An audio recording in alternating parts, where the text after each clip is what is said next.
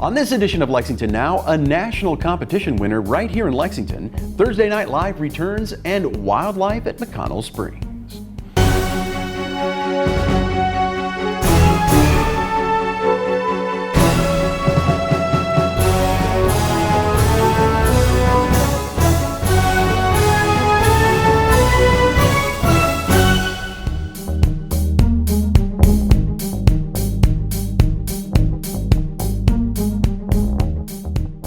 I'm Neil Noah, and welcome to Lexington Now for the week of June 21st, 2021.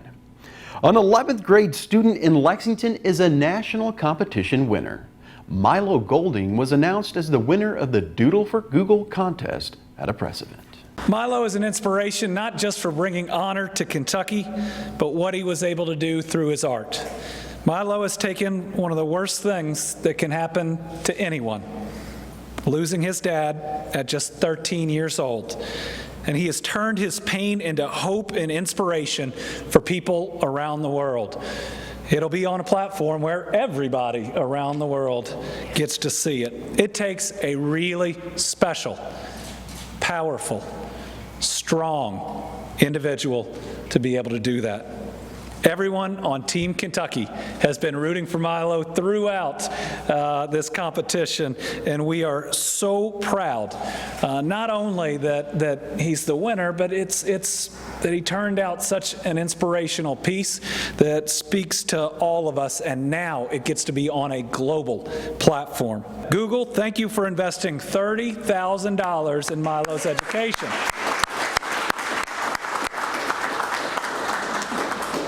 And to Google, thank you for donating $50,000 in a technology package to his school.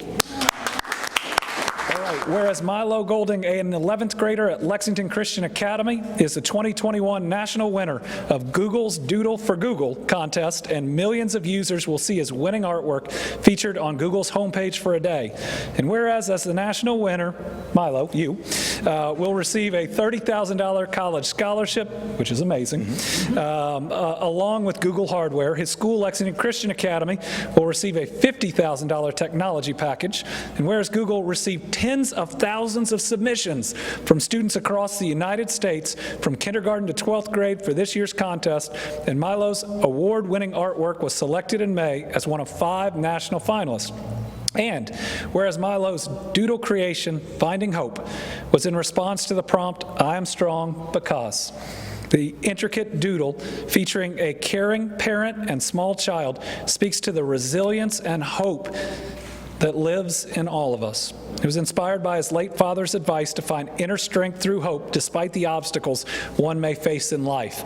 And whereas Milo's artwork represents his father's words and his personal and incredible journey to find hope and remain strong after suddenly losing his father to a sudden heart attack when Milo was 13 years old.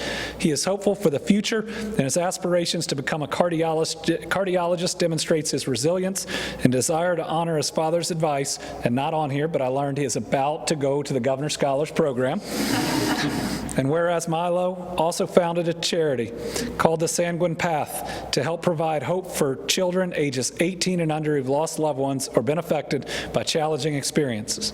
Now, therefore, I, Andy Beshear, Governor of the Commonwealth of Kentucky, do hereby pay tribute to Milo Golding as the first young Kentuckian to win the national 2021 competition. Milo, congratulations again on this amazing honor. Your Doodle for Google, here it is amazing. And tomorrow, people all over the world will click on Google and Milo's Doodle will show up all over the world. It's awesome. So I know that we all feel the emotion that you put into this and the heartfelt story that it tells. I also want to recognize and honor Yenya, Milo's mother, who you must be so very proud of your son. Yes, thank you.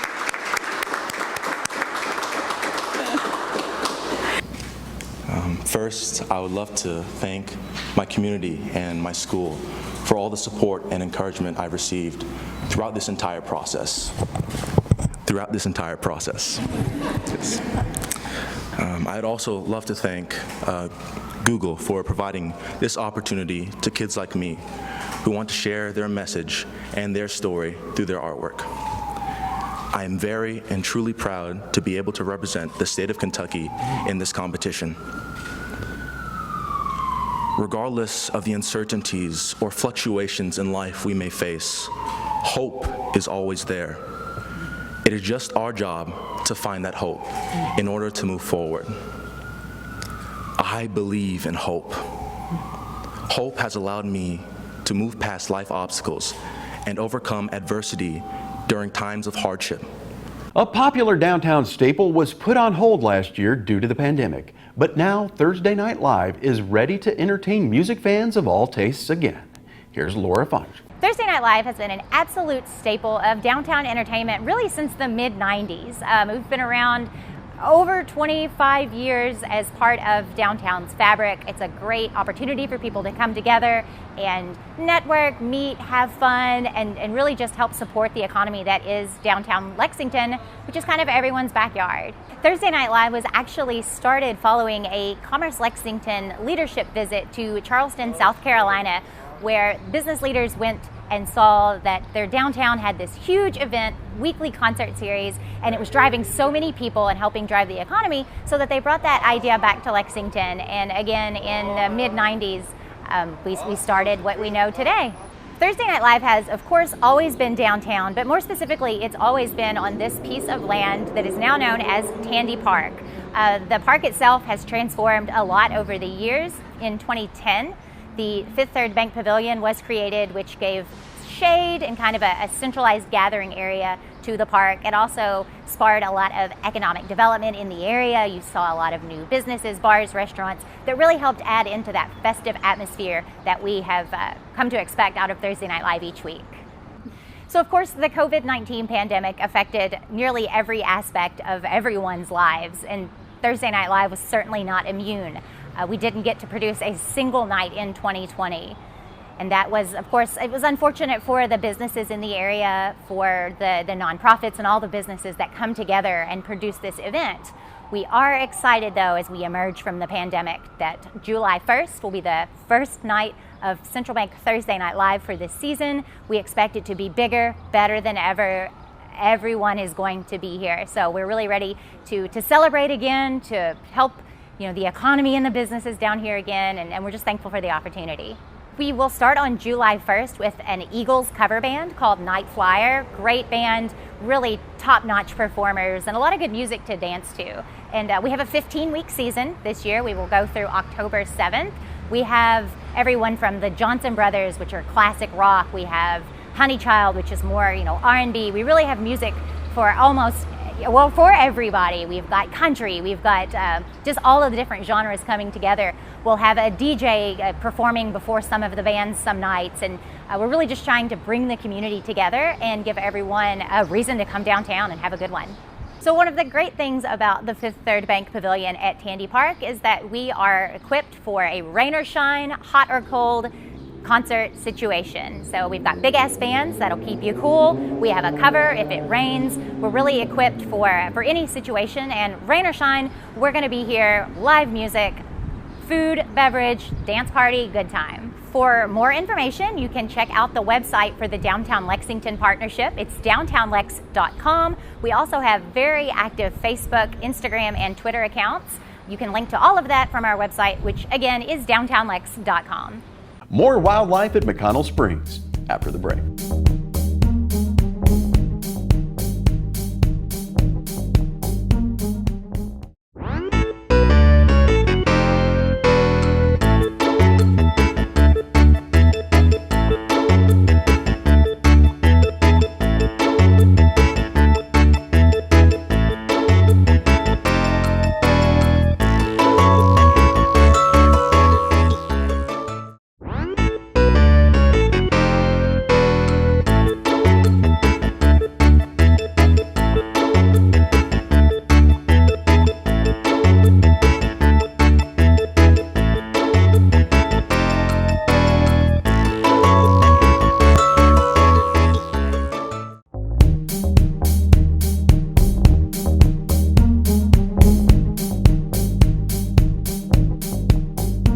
Welcome back to Lexington Now.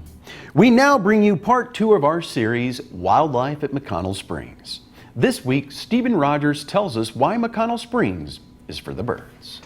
So some of the most commonly seen animals at McConnell Springs are going to be our birds. We see over 200 species of birds that move through McConnell Springs every year. That includes migratory birds, birds that stay here year round. And so you're going to see different birds every time you come out, usually depending on the time of year. So anytime that people come out, if they want to see wildlife, an area like our bird feeders behind me is a great place to see wildlife up close. So the blackbird that's right by the feeder, if you can see it on camera, that's a brown-headed cowbird. What's interesting about those birds is they actually lay their eggs in the nest of other birds. So they'll find another bird's nest and the female will sneak in while the mother bird is away, and she'll lay her egg in that nest, and then she'll leave. So they end up pushing out a baby of the other species of bird, and they get raised by another species of bird.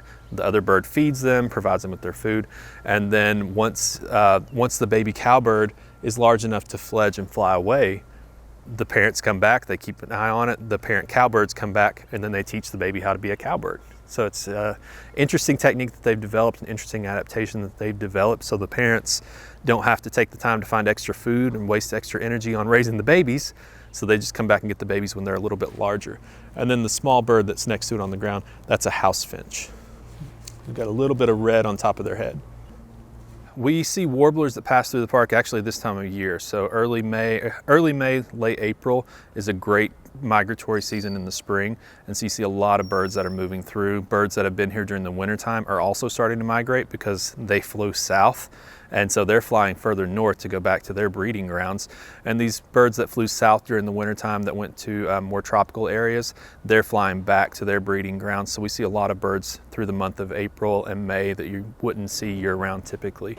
A lot of warblers and really interesting, bright, colorful birds. So this time of year, you have a good opportunity to see Canada geese at McConnell Springs. They're not Canadian, they're Canada geese. And so we had a couple of nesting pairs at McConnell Springs this year. We had 2 pairs that had goslings, so a baby goose is called a gosling. One group was of 2 goslings, the other group was of 5. Pretty shortly after one of the groups was born, they kind of moved on to another area just to spread out. So the goslings are getting a little bit larger right now. They're starting to get color.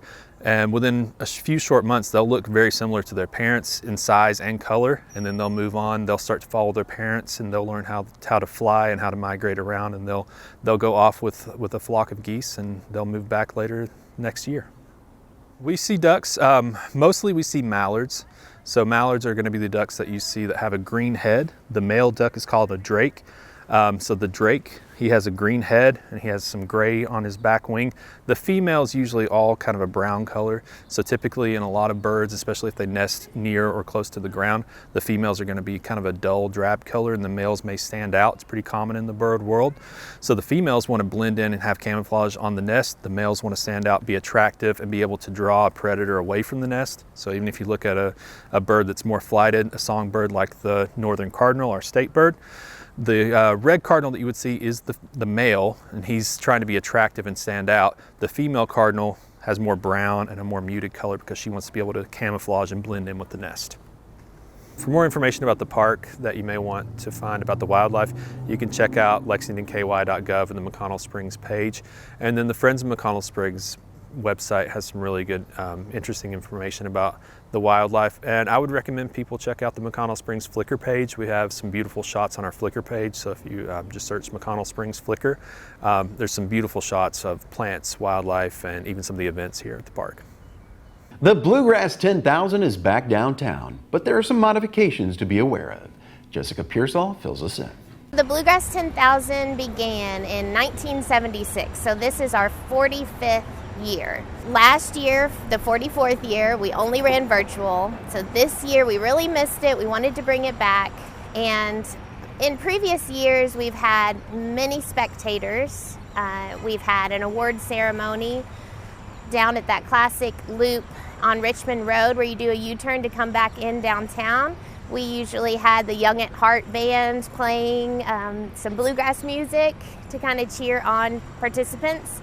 But this year, because we still want to do in person, but we need to remain socially distanced and safe, We will not have spectators. We will not have the award ceremony. We will still give out the awards.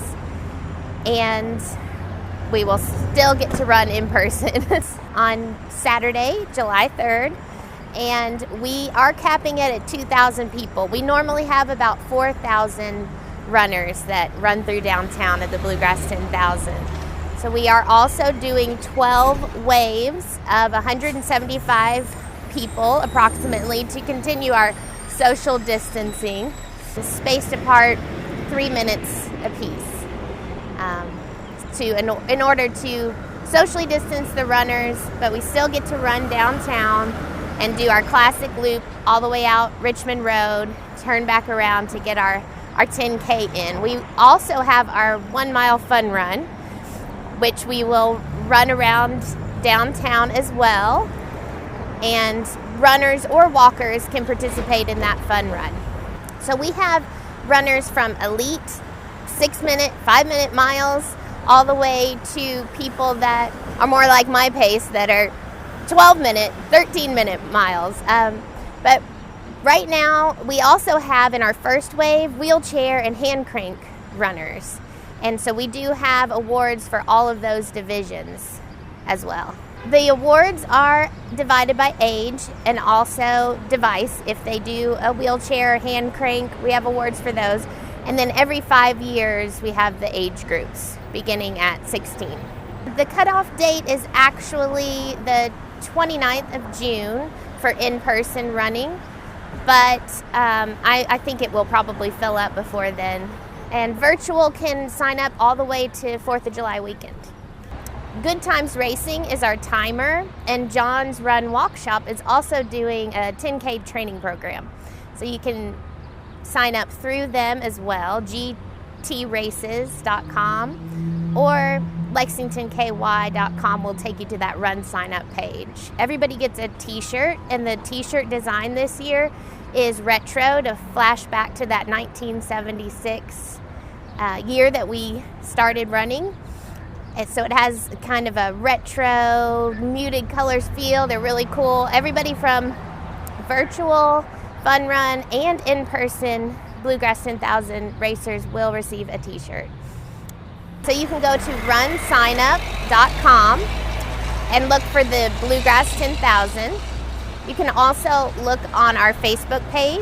We have a Bluegrass 10,000 event there. Many urban county government meetings are returning to in-person, but many are still happening virtually. We bring most of these meetings to you live. Check out our website for the most accurate and up-to-date coverage of city business. And we continue to keep you up to date on how the city is handling the pandemic via our official COVID-19 response site, including testing and vaccination sites. Simply click on the banner at the top of our home page. That's all for now, but you can always keep up with us on social media, check out the latest traffic updates on Twitter at LexRex, or catch our live traffic cams on lexingtonky.gov. For all of us at Lex TV, I'm Neil Noah, and that's it for now.